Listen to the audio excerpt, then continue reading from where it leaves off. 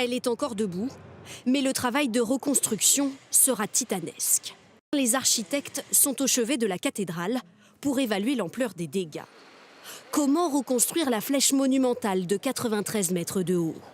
Et surtout, comment rebâtir la charpente? Chef-d'œuvre architectural composé de bois datant pour certains de l'an 1000. C'est la question que se posent aujourd'hui les architectes en chef des monuments historiques, comme Rémi Fromont. Il y a 4 ans, il a réalisé le plan détaillé de cette charpente aujourd'hui détruite. On appelle ça la forêt, parce qu'en fait, vous avez des centaines de mètres cubes de bois qui ont disparu.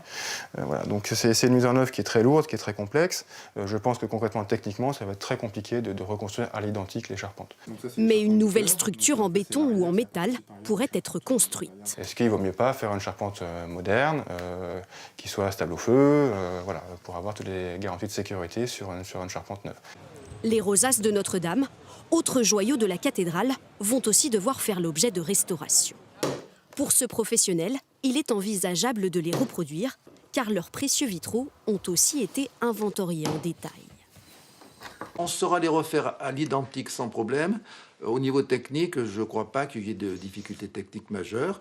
Les maîtres verriers français ont l'habitude de restaurer le patrimoine. Une restauration d'ampleur qui pourrait coûter plusieurs centaines de millions d'euros selon les professionnels des monuments historiques et durer près de 15 ans. L'évaluation des dégâts et la mise en sécurité de l'édifice pourraient à elles seules prendre plusieurs mois.